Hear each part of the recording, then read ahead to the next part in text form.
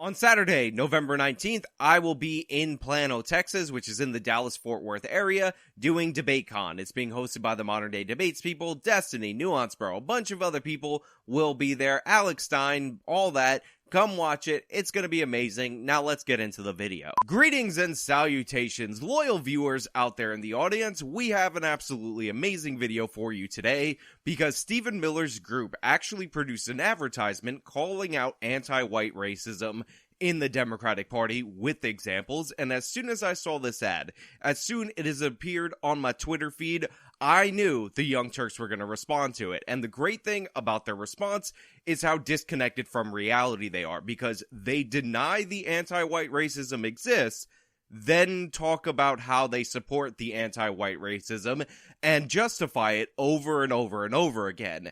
And just to give you a little bit of a slice of how desperate the Young Turks are, how annoyed they are that their agenda, which is being reflected by the Democratic Party, is being called out, just look at any still image of Anna Kasparian's face from this video. If you are listening on Apple and Spotify, I am so sorry, but her face shows that she is not having it. She's very upset. How dare you call this out? Anna Kasparian and the Young Turks make a lot of money race grifting against white people, and they will not and shall not take this anymore. But before we get into this video, before we do a deep dive into this ad and into the Young Turks' pathetic response to this ad, we have a sponsor, so let me chuck it to the sponsor. Things are getting tough out there. Inflation's at 8.2%, and it only appears to be getting worse. What do you do in times like these? Well, it's always good to have somebody in your corner, which is why I recommend you go and visit noblegoldinvestments.com. They have American-based professionals that will be assigned to you individually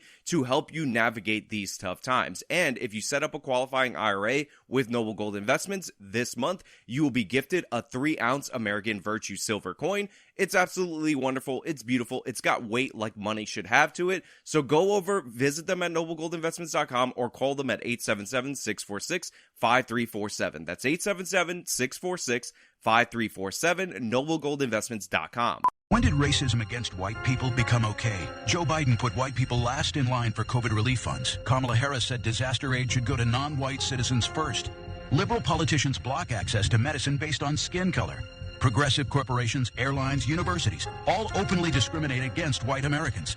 Racism is always wrong. The left's anti-white bigotry must stop. We are all entitled to equal treatment under law.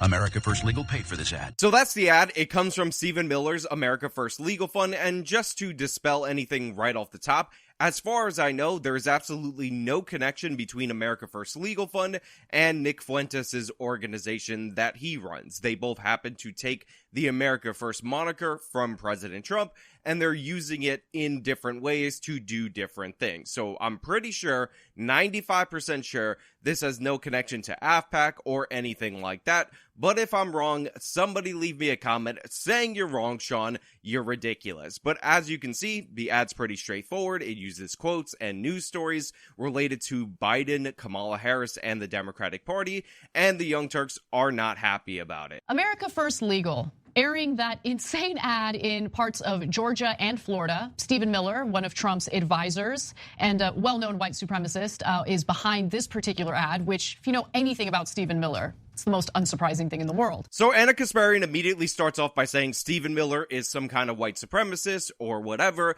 and she's like, it's unsurprising that he would come forward with this anti-discrimination ad because, as we know, I just said Stephen Miller is a white supremacist, therefore it must be true. By the way, one of my favorite Stephen Miller facts of all time was when I actually was doing the deep dive into the Duke lacrosse hoax, and I ended up finding a Nancy Grace segment, and I remembered and I looked for this segment because Nancy Grace was so nasty, but the person who was pushing back, the person who was pushing forward the skepticism, was a very young Stephen Miller, and he turned out to be 100% right on that issue. I want to go to Stephen Miller with the Duke Conservative Union. Stephen Miller, what's your response to the indictments handed down and the arrests?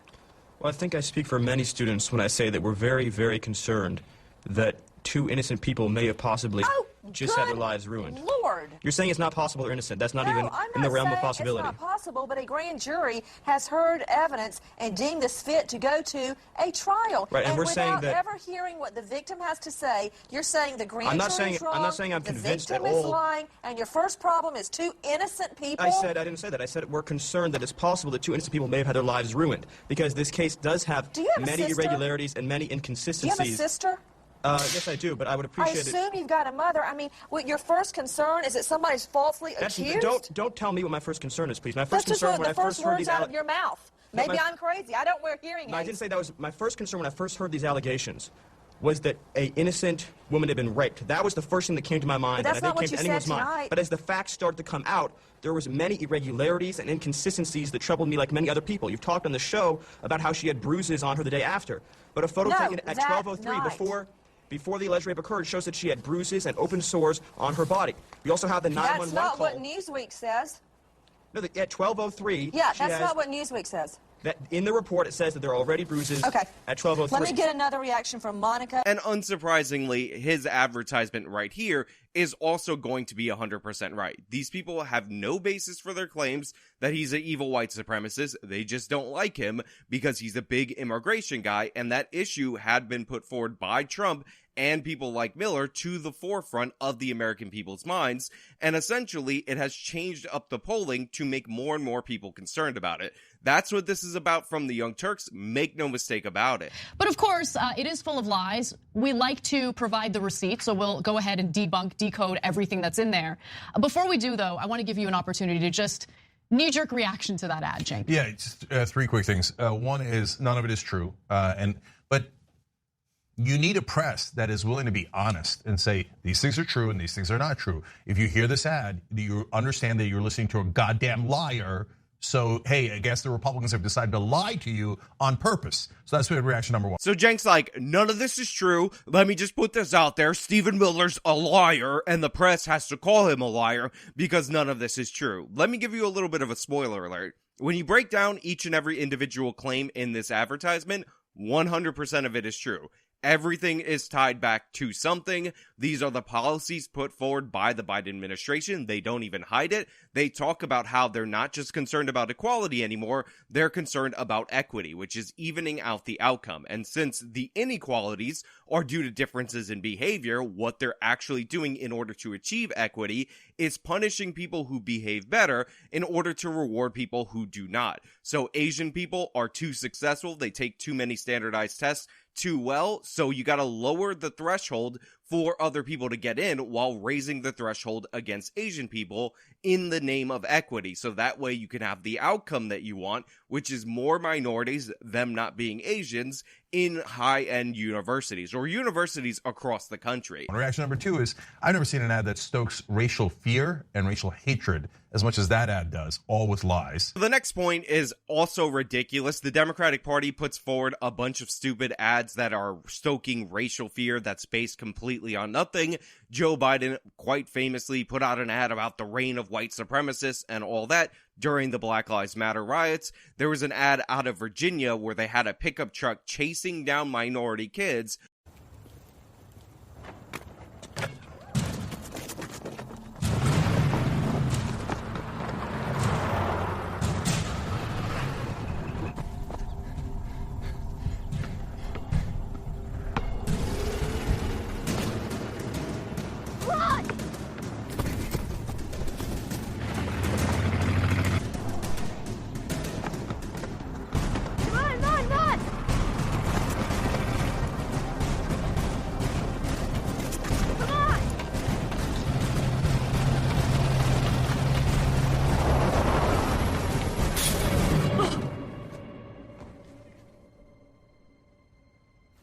Is this what Donald Trump and Ed Gillespie mean by the American dream? Latino Victory Fund paid for and is responsible for the content of this advertisement. With the Trump bumper sticker and I think with the gubernatorial candidate. So this is something that the left does all the time. But let's get to Cenk's third stupid point. And then third thing I realize is like all the ads now are relatively diverse, right? So whether it's an ad for Coke or Nike or most political ads, even the Republicans will put in actors who are black or Asian, et cetera, pretending that those groups support them. That ad was all white, 100% white. yeah. Obviously because of the topic, right? But the second thing that it's showing you is white people, the Republican Party is for you and you only. And so it's as bad as it gets. So it's really hard because we're at the beginning of this video and there are so many stupid points made throughout this video, but this one might take the cake. So this video is about anti-white discrimination. Anti-white discrimination coming from the Democratic Party, which they are openly doing and the Young Turks is 100% in support of. And one of Cenk's criticisms of this ad, which is about anti-white discrimination, is that it features white people in the ad. You know, like ads about immigration from the Democratic Party overwhelmingly feature Hispanics. Ads about racism against black people overwhelmingly feature black people. And Cenk says this is a signal, this is a hint that the Republican Party is definitely for white people, which, by the way, you should point out that this is done by Stephen Miller's group, not by the Republican Party. The Republican Party does not have what it takes to call out anti-white discrimination this bluntly. So no, it doesn't prove that. So everything Cenk just said was completely false, completely absurd. And his stupid point about how, oh, Coca-Cola ads have diversity in it, but this ad about anti-white discrimination features white people because we're talking about them being discriminated against. And that means something about the Republican Party, even though the Republican Party is not responsible for this ad. Something, I'm Cenk Uygur, welcome to the Young Turks. Also, minorities, Republicans aren't for you, so Asians stop voting more in favor of the Republican Party, 40% of the midterms. Hispanics stop doing the same, almost 40% in the midterms, because they're definitely not for you. Ignore the fact that we're the party of defund the police, letting the criminals run wild, which is causing you people to be victimized. We're definitely the party for you, 100%. And will it get the kind of coverage we're giving it here? Overall, will people realize, hey, if I see this ad, I understand that the Republicans are the racist, lying party? No, they won't get that at all. Tons and tons of people will believe this ad. I mean, they'll believe it because it's true. Every statement in here is in fact factual, which we will go over. Yeah, I mean, look, I remember anytime we covered a story involving police brutality or a story involving, let's say, a black family getting their home appraised for far less if, the appraiser knew that they were black versus getting appraised for far more if the appraiser had no idea and thought the owners were white. Anytime we would cover those stories, right wing would get vicious about it and they would accuse us of race baiting. So first of all, Anna, you do in fact race bait. That's what your business model is. You pick up the man bites dog story of a black person being victimized by a white person, or in some instances, a black person getting into an argument with a white person. You slice it up, you put it out there, even though the overall context often debunks what you say, and you pretend like it's representative of all the issues. Secondly, you just brought up a race-baiting story, the infamous black appraisal story, which has been thoroughly debunked time and time again. And I'm just going to go into that really quickly so you can understand the flaws in these measurements of the appraisal value. So the first thing that you need to know about every single one of these alleged appraisal racism stories is that all of them were staged deliberately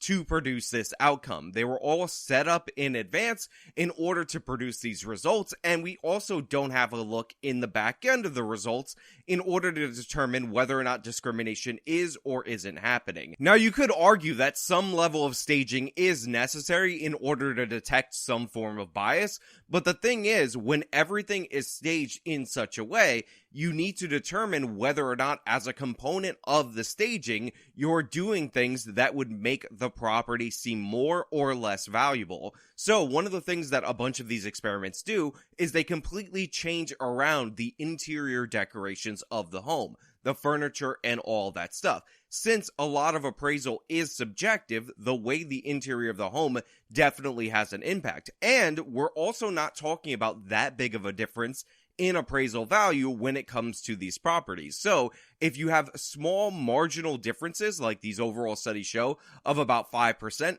that could be down to how the decor is changed around in order to make the home more or less valuable, give or take 5%. Now, every time one of these stories comes up, by the way, the American Guild of Appraisers has also offered repeatedly to conduct reviews of each and every appraisal involved in order to check for some kind of discrimination. And guess what? They all refuse. So what we have here for each and every one of these black and white appraisal stories that people like the Young Turks, who are in fact race baiters, run wild with, is staging in order to produce the outcome that they want. And since there's no real controls on these experiments, the staging could in fact impact the appraisal value, because different shifts in decor, different paint, and all that can make spaces look better or worse or bigger or smaller, and we should all understand that. And what we see time and time again is that the difference in appraisal value on average is around 5%, which is not that big of a difference when you think about it. Now, it's big to you if you're trying to sell your home. 5% more or 5% less is obviously important, but overall, if you have a bunch of appraisers come into a place and they're only off by 5%, that's not a big deal. But then you have a third party, which is a guild of appraisers, trying to review the work so they can give a determination on where the true value is, and none of these experimenters will take them up on that offer. So when you have a chance to objectively verify these results, nobody wants to do it. And the reason why is because these are set up to produce victim narratives. They're set up to produce disparities, so people like Anna Kasparian, who seek to race grift, can assume those disparities are due to racism. Now, you might be thinking to yourself, well, that doesn't really matter about the decor or whatever, because you can see when you're inside and do measurements to get an objective evaluation of the space and all of that, and that can help you determine what's going on. But if you look at some of these so-called experiments, what you'll find is a number of ridiculous flaws. First and foremost, one of the experiments that they did that only produced a net 5% difference in results only had the appraisers look out and measure the exterior of the property, but all of the stuff related to the interior of the property was presented by images given to the appraiser. So if you're an appraiser, everything is down to how these images are composited, what time of day they were taken, because light reflects differently on images depending on the time of day, and all these other subjective things, and this whole discrimination study only produced a 5% disparity. Accuse us of race baiting when we're just reporting the news. Like, this is what is happening in the country. This is what you should know about. No, Anna, you're not just reporting the news, you're curating the news. And there's certain stories that you do not present because you have a perspective that you're trying to push.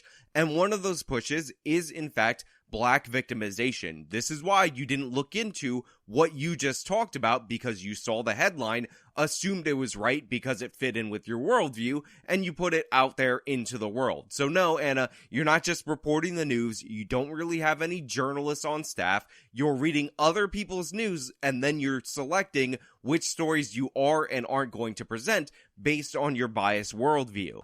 No, but they project every time they speak, because race baiting is what they do. No, Anna, it's what you do. Remember, the Young Turks covered the Jasmine Barnes story because they thought it was a white person killing a black 7-year-old girl. And Cenk took it a step further by trying to imply that President Trump was somehow involved, that the white person was a Trump supporter.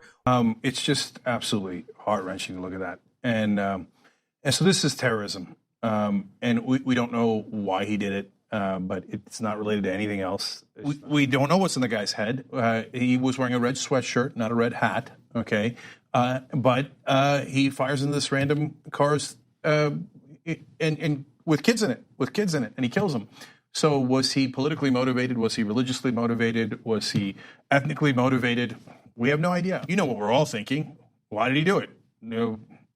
And only one possible reason pops up, but it could be something else. But right now, the only thing that separates him and her is the race. And so, but maybe it's not that. Maybe it's something else. But whatever it is, it's what I referred to earlier. Of all people, Chelsea Manning taught me this phrase recently: stochastic terrorism. It's when people are encouraged by leaders to do violent acts. The leader doesn't say, kill this specific person, doesn't say you should target Jasmine Barnes. It just encourages you to hate a certain group of people. And then random, unbalanced people in the country pop up and do the violence on their behalf. And that's called stochastic terrorism. And that's what this one looks like. Or that the motive was racism, despite no evidence to this. And when it came out that it was not in fact a white person, that it was in fact two different black dudes that may have been connected to the mother, the Young Turks and the national media immediately dropped the story. Ana Kasparian got really angry that people were making fun of them for transparently trying to inflate the local crime story into a national story, attack President Trump with it, like this. Oh, so you said that it was a white guy. What happened? Yes, that's where that clip comes from. And again, it's not Anna's callous dismissal of criticism that is at issue there. It is the fact that they completely dropped the story of a girl being murdered because the racists didn't tell the tale that they wanted. You know for a fact, if a white person shot Jasmine Barnes and they actually arrested him, the Young Turks would have been covering the trial. The mainstream media would have been covering the trial. But they dropped it because the races didn't line up, because the Young Turks are in fact race baiters. That's why they're interested in the tale, and so is the overall Democratic Party and the liberal media. This is race baiting, and it's based on complete lies. So let's go through each lie one by one. So the first part of the ad says, Biden's restaurant relief program excludes white male owners. And then they have this poor guy, poor schlep, you know, he's being denied, obviously. He's not getting any of that relief program money, right? Except, as we know, based on where all the small business money went to during COVID, a lot of wealthy white business owners, white business owners, white business owners, white business owners, white business owners got that money, but it doesn't matter, right? Like, this is a lie. So let's tell you what actually happened. So notice what Ana Kasparian just did right there, and this is because Ana Kasparian is trying to distract you. She's trying to lie to you because she is in favor of race discrimination in policy. In fact, this is what the Young Turks and the left propose time and time again. So the ad specifically talks about restaurants, and Anna makes fun of the guy in the ad, and she's like, oh, what a poor schlep. And then she says, well, we know that's ridiculous because the small business loans went disproportionately to white people, or went overwhelmingly to white people. I don't even think Anna can make the disproportionate claim, which isn't surprising because white people make up the majority of the country. But this was specifically referencing a restaurant program. So why is Ana Kasparian deflecting from that to an overall small business program rather than the restaurant program? On top of that, I'm pretty sure that the Young Turks took those PPP loans, so maybe stop throwing shade when you in fact took the money. And by the way, not only did the Young Turks take the PPP loan, they took a lot of money from the PPP program. They took 1.1 million of your taxpayer dollars, and guess what? That money was forgiven. And by the way, during the course of time that they were supposedly affected by coronavirus, they did their show remotely because they're doing an online news show, and you can do that over Skype. So the Young Turks fleeced you, the taxpayers, and they're talking about white people disproportionately getting the money or unfairly getting the money while they're supporting a program that actively discriminates against white male restaurant owners. Okay, so Joe Biden did say he was going to do the thing that they said he was going to do in the advertisement, but there's important context, and Ana Kasparian is going to read us that important context so we can understand how that important context changes this from something that's 100% right to 100% false. So they cite an article from Daily Wire, which was written in May of 2021. On October 8th of 2021, Joe Biden did discuss potentially prioritizing COVID aid to small businesses owned by people of color and women. But again, they're excluding important context, okay? This is what Biden actually said, the exact statement. Our focus will be on small businesses on Main Street that aren't wealthy and well-connected, that are facing real economic hardships through no fault of their own. Our priority will be Black, Latino, Asian, and Native American-owned small businesses, women-owned businesses, and finally, having equal access to resources needed to reopen and build. So I think the full context is important. It wasn't Biden saying like, no, we're not gonna offer any aid to white business owners. No. We're not going to offer any aid to white business owners. No! We're not going to offer any aid to white business owners. No! We're not going to offer any aid to white business owners. No! We're not going to offer any aid to white business owners. White business owners. No! We're not going to offer any aid to white business owners. Yeah, it was Joe Biden saying that we are going to prioritize as an administration businesses owned by everybody except for white males, which is what they were saying. And specifically in the ad, they were referring to restaurants, and you just read a quote of Joe Biden saying, oh, we're going to do that, and you're like, no, it's totally not discrimination, even though they're using race and gender as a priority and specifically excluding white men. Yeah. Okay, so two things about that. Yeah. Remember, the ad said it excludes all white male owners. Right. Excludes them completely. So first of all, that's 100% lie, and it's a lie on two fronts. As Anna pointed out, other than PPP, which actually went to, generally speaking, small to mid-sized companies, the first round of relief actually went to giant corporations that are run almost exclusively by white males, right? Now, there's some minorities in there, but not a lot, okay? But the idea that they were excluded is hilarious. They got the overwhelming percentage of the money. They got a lot more money than small business owners did. Again, it is not a lie. White male restaurant owners were specifically under the orders of the Small Business Administration, which came directly from Biden, excluded from the restaurant fund of about $28.6 billion for 21 days. According to the SBA, their policy was that they were going to take all applications. However, they were going to consistently move white restaurant owners that were owned by males to the back of the line and elevate minorities and women above them. Now, since $28.6 billion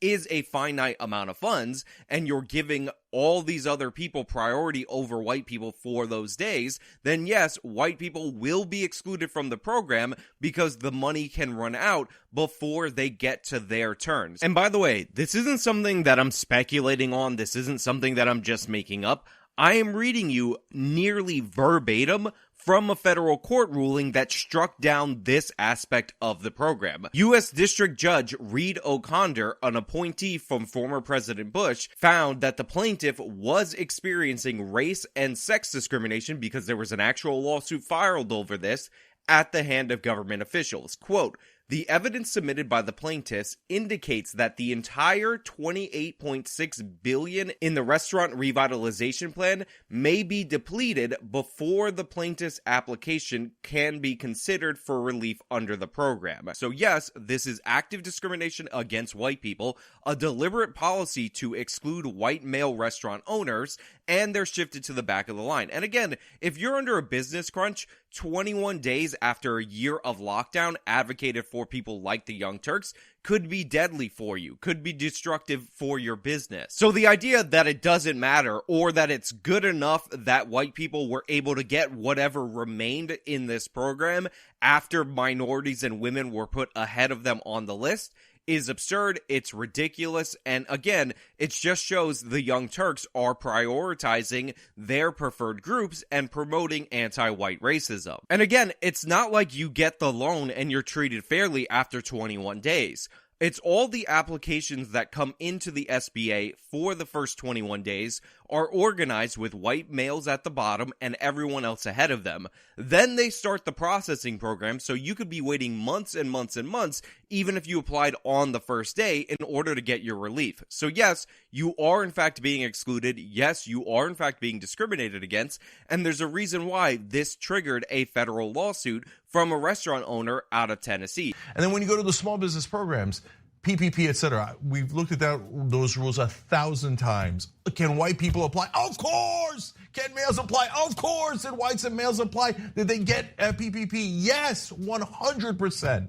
So, but it doesn't have to be true. Did you hear that, guys? Cenk examined all this. I mean, he didn't find the 18-page federal court ruling that struck this down. Must have not been in his research, but he totally looked for anti-white discrimination, and wouldn't you know it, he couldn't find it. 18-page ruling, Cenk can't find that. It's only public record, and was cited in the article from the ad that they're doing a response video to, but Cenk couldn't find it, wouldn't you know it? So once again, Cenk Uygur of the Young Turks is trying to conflate the PPP program, which was the payment protection program, with this specific restaurant program that is referenced in this ad. I specifically outlined the racial discrimination and gender-based discrimination components of that program. Cenk doesn't want to address that, so he's going to say white people got a lot of money with the payment protection program.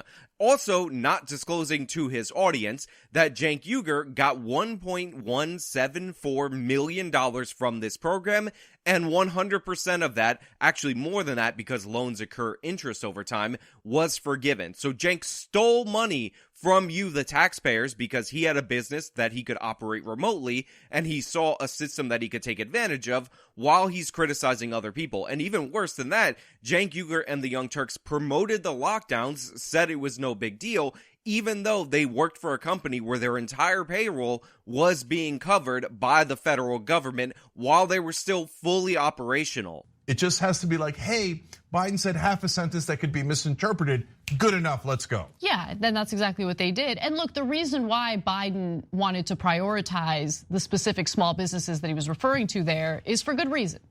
According to data from the National Bureau of Economic Research, African American businesses saw a 41% drop in business activity from February until April of 2020. Latino businesses saw a 32% drop, and Asian businesses dropped by 26%. Female-owned businesses saw a similarly disproportionate effect with 25% decrease in business activity. That is in contrast to a 17% decrease white business owners have faced. But even so, Biden was just saying that rhetorically. This is what we say about Democrats all the time. They never mean anything anyway. So he didn't actually prioritize them in any way, shape, or form. Again, Cenk, we're not talking about the PPP program, which you use to fleece the American taxpayer. We're talking specifically about the $28.6 billion that was appropriated in the restaurant fund in Biden's American Rescue Plan, and how it did, in fact, deprioritize white male business owners. There's a lawsuit over it. The SBA's rules were quite clear. Biden didn't just say half a sentence randomly and it wasn't connected to anything. It was administered in policy. If you want to have a discussion about how you, Cenk Uygur of the Young Turks, ripped off the American taxpayer for $1.1 million, then we can have that conversation. But you can't conflate the PPP program with what's being mentioned in this ad, because this ad is specifically talking about the racial and gender-based discrimination that is in Biden's American Rescue Plan, specifically in the restaurant owners portion of that plan. The reason why Biden wanted to prioritize the specific small businesses that he was referring to there is for good reason. Wait, what businesses are being prioritized, Anna? Because you just said that this wasn't happening, but now you're saying there's a good reason why it's happening. So you went from denying that this existed, even though it's outlined in the law, I just showed it to you, to going and saying, oh, well, you know, this is why it's a good thing, this is why I'm in favor of it. So the discrimination against white people, totally not happening, but I'm in favor of the discrimination against white people. So it's one of those things where if you're against it, it doesn't exist, but if you're for it, then it's A+, first class all the way, and it definitely exists, and it's really a good program that you should definitely support. According to data from the National Bureau of Economic Research, African American businesses saw a 41% drop in business activity from February until April of 2020. Latino businesses saw a 32% drop, and Asian businesses dropped by 26%. Female-owned businesses saw a similarly disproportionate effect with 25% decrease in business activity. That is in contrast to a 17% decrease white business owners have faced. So Anna gives you the numbers that white male businesses, I guess they're run better, didn't get as affected by the shutdowns and all that stuff. This is possibly due to the fact that red states disproportionately did not shut down, while blue states that often contain blue cities shut down much, much more. But that wouldn't necessarily explain the female business owner thing unless the female business owners are disproportionately not white. On top of that, I have no problem with you giving the relief if you're going to have a relief program, and that relief proportionally affecting people. What I have a problem with, and what this ad identified, was that in the language of the law, how the program was administered, women and minorities, aka non-white males, were prioritized by the law. He didn't actually prioritize them in any way, shape, or form. I'm positive the PPP forms and every other aspect, didn't even mention race. It wasn't like you could check, oh, I'm white male. Okay, you go to the bottom of the list. It has nothing to do with it. This whole thing is invented, including Biden's rhetoric about how he's going to help blacks and women first. They never did that. They never did that. So Cenk knows the PPP form really well because he used that to steal $1.17 million from the American taxpayer. But again, we're not talking about the PPP program. The ad isn't talking about it. It specifically mentioned restaurant owners. And I've gone over this over and over again, that the SBA would take applications, and of all the applications for the first 21 days, they would de-rank the white business owners that applied and only process them after they processed women and minority-owned businesses. So the exact same thing that Cenk is saying didn't happen, the non-lack of prioritization, 100% did happen, which likely means that Cenk knows this, but he's lying. Now let's get to the second one, because actually before we get to the second lie, I need to give you some recent history, okay? So there was a devastating hurricane that took place in Florida, Hurricane Ian, if you can recall. I was on vacation when that happened, but I was following it very closely. The reason why I was following it closely is because it hit a place called Fort Myers, where me and my family visit regularly. Anna, I don't care.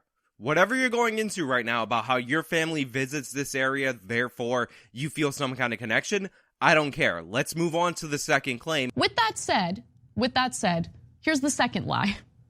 They allege that Kamala Harris wanted disaster aid to go to non-white citizens first following Hurricane Ian.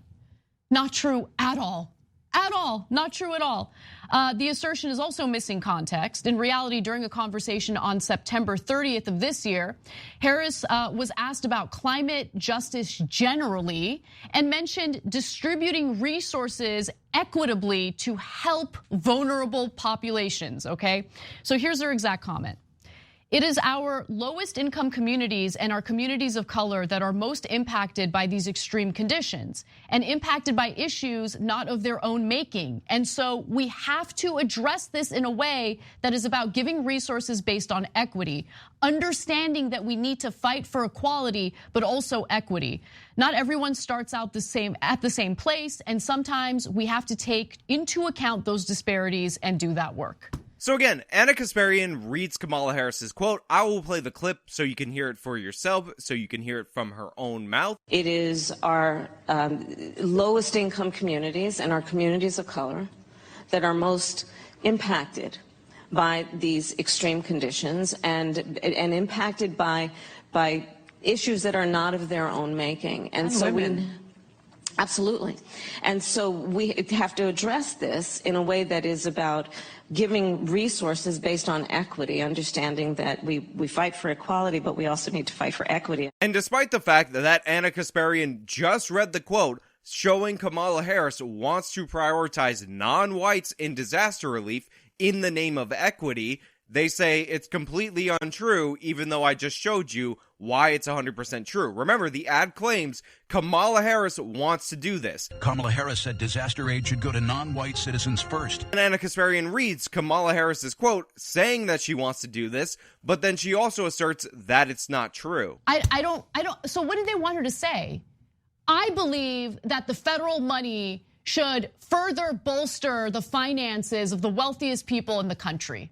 That's where I think the aid should go to first. I mean, I wouldn't be surprised if Stephen Miller genuinely thought that.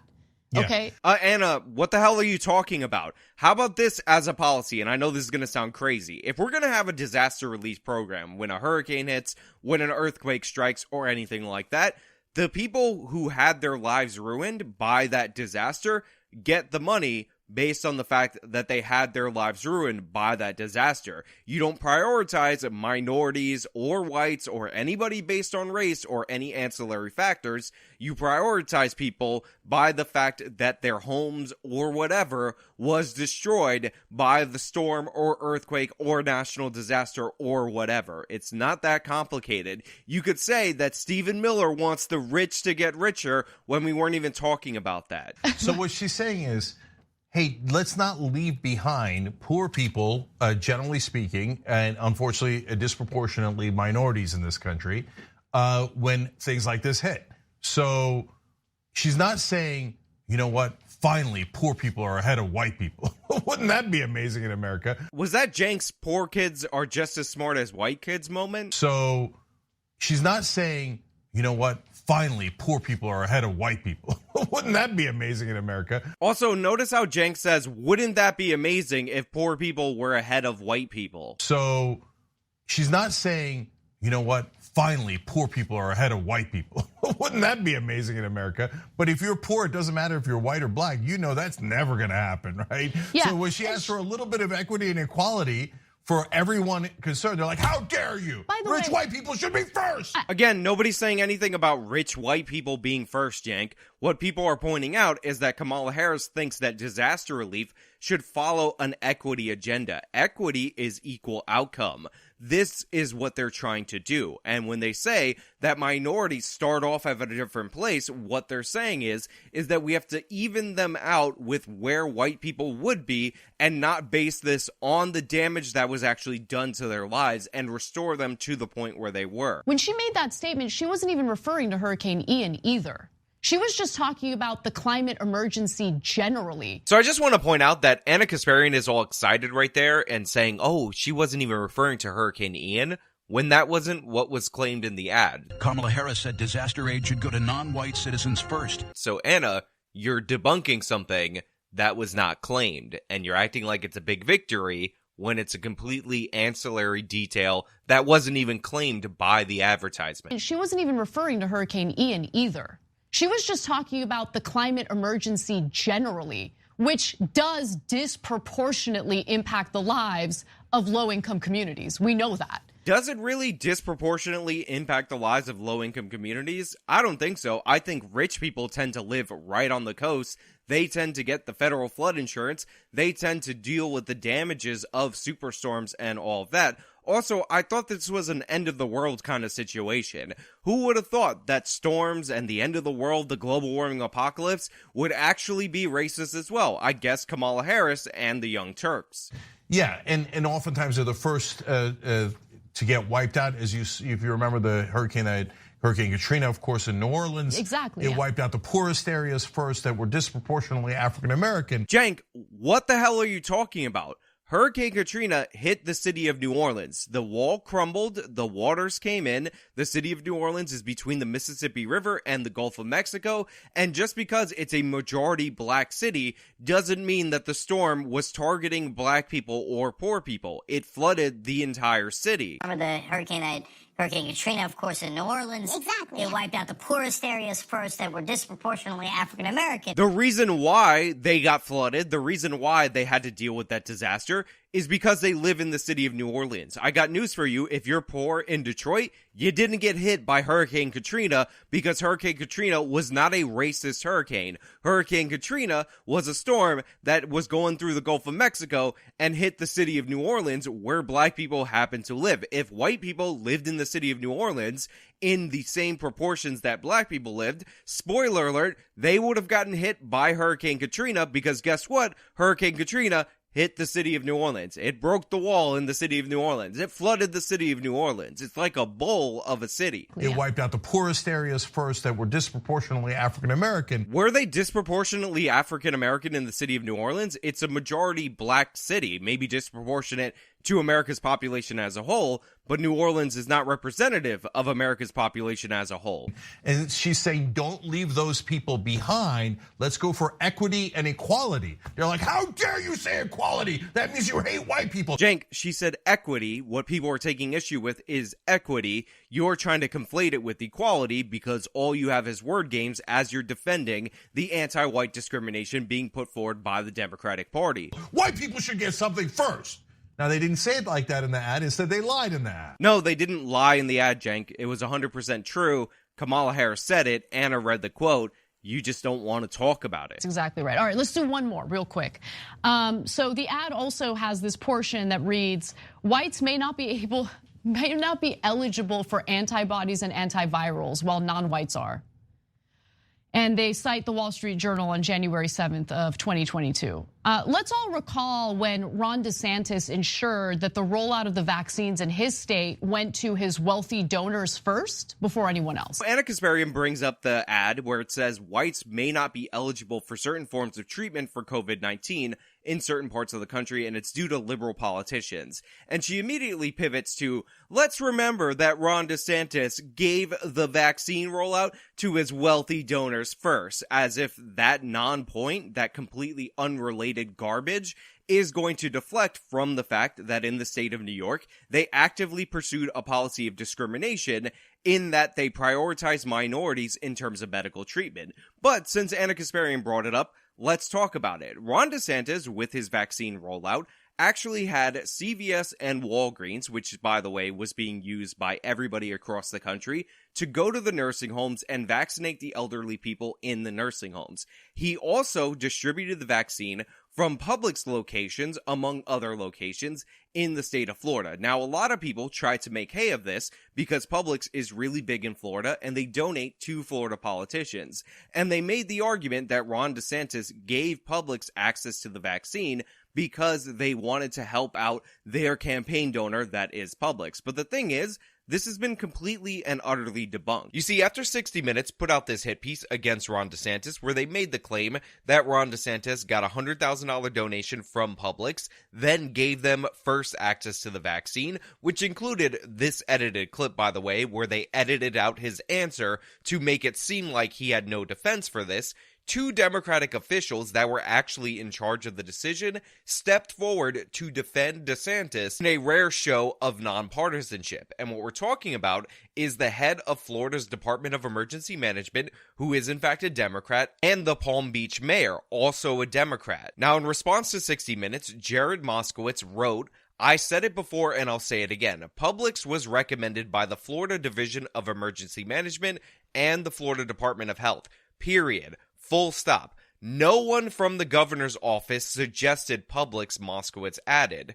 "It's just absolute malarkey." The Palm Beach County Mayor Dave Kerner also offered a similar sentiment in a Monday statement. So yeah, this is a lie. It has been debunked over and over again. Nobody in DeSantis' office made any suggestion for Publix. This was something that the Florida Director of Emergency Management and their public health office, the Director of Emergency Management, by the way, is run by a Democrat, made in consultation with local government officials who were also Democrats. And this is because what Ron DeSantis did in terms of his response to the pandemic was talk to his local officials, give them what he thought were their best options, but ask their opinion because he figured they were better connected to the communities that they served. So the instance of Ron DeSantis giving the vaccine rollout to Publix, who happened to be a campaign donor, wasn't even a decision made by Ron DeSantis, so Anna Kasparian's idiotic, moronic distraction from what we're talking about isn't even true, but she gets to say Ron DeSantis bad and deflect from what we're talking about because Anna Kasparian is going to advocate for discrimination in medicine based on race. Let's all recall when Ron DeSantis ensured that the rollout of the vaccines in his state went to his wealthy donors first before anyone else. Obviously, that wasn't mentioned in the ad. Obviously, that wasn't mentioned in the ad because the ad isn't about that, Anna, because that would be untrue as I just laid out for you. It's been completely debunked.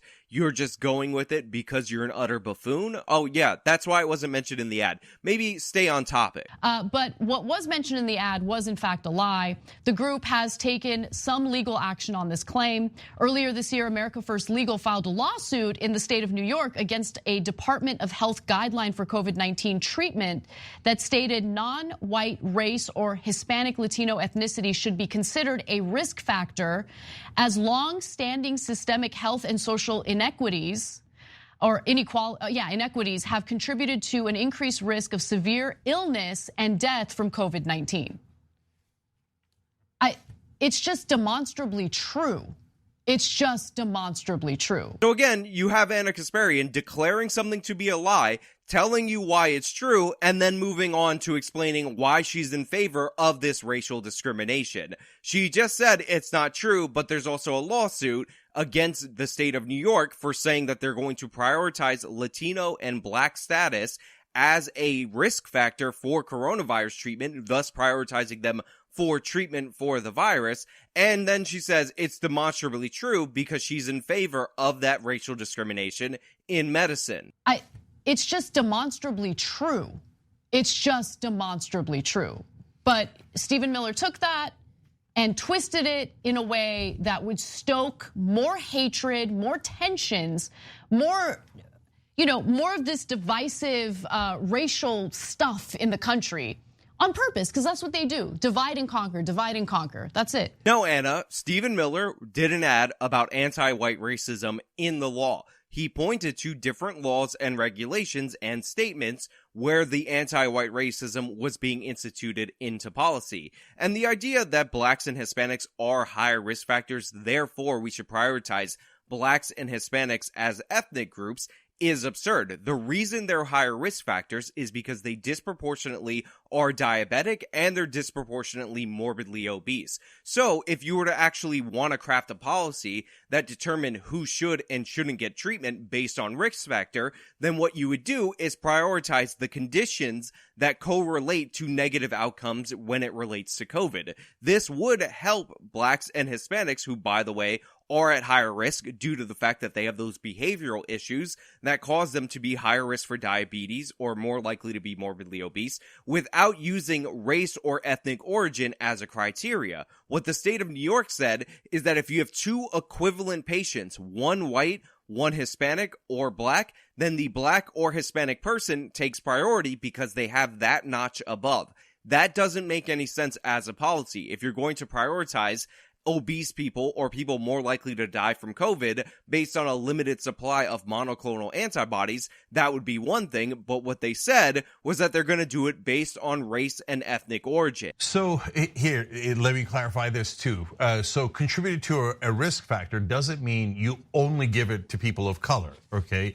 It never says that, as always. Again, I just want to point out that the ad is very careful in its language. It says, may not get treatment because they're considering black or Latino ethnic origin as a thing that will get you prioritized for treatment. So again, if you're in a one-to-one where everything matches and you're a white person and you're up against a black person, you will be deprioritized if you're that white person based on the fact that they consider the person being black in and of itself a comorbidity and a contributing factor, even though the reason why black people were more vulnerable to COVID is due to the fact that they just have a higher percentage of the main comorbidity, which happens to be diabetes or obesity. So Cenk, you're being delusional, you're lying about this, you're saying it's not saying that no white people will be treated at all, even though that's not what the ad was saying, that's not what I'm saying, and that's not what the law says, and you're defending it. So let me give you an example that is removed from COVID at all. So I happen to get a skin disease that mainly affects Jewish people in the world. I happen to get it randomly, okay? Doesn't exclusively affect Jewish people, but it predominantly affects Jewish people. So being Jewish is a risk factor for that particular skin disease.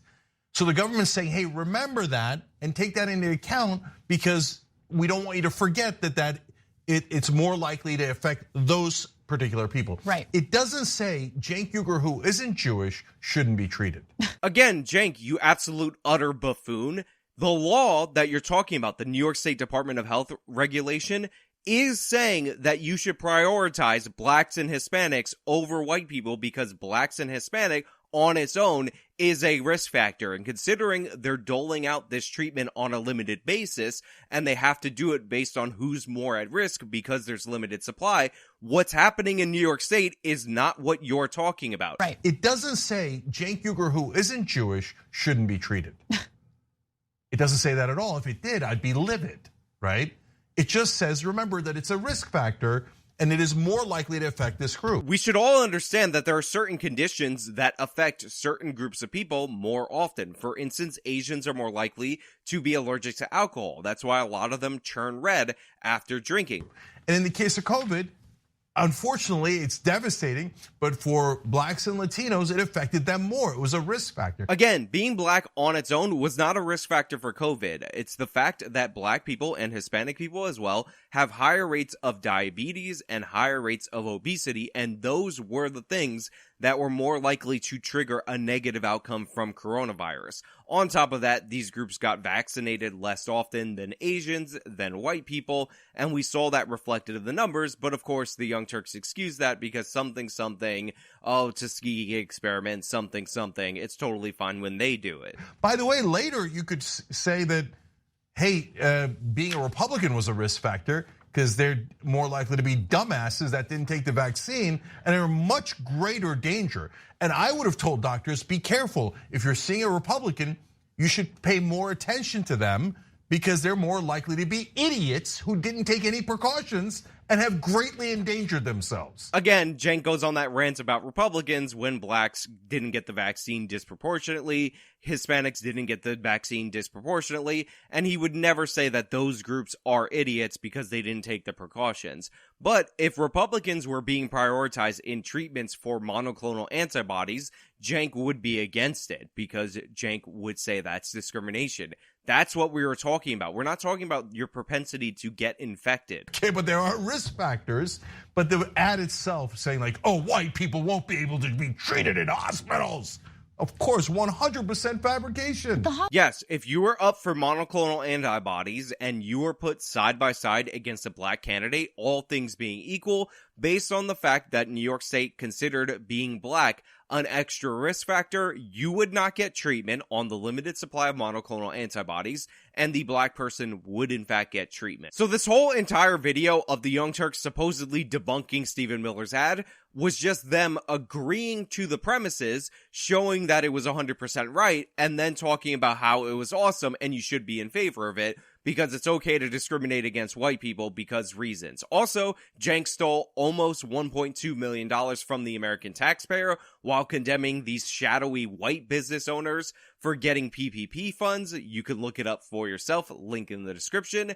But overall, that's all I really have for you guys today. Thank you so much for watching. If you liked the video, show me by leaving a like, subscribe for more content, follow me on all my social media, support me via the support links in the description box of this video. This has been me talking about the Young Turks supporting anti-white discrimination. Till next time.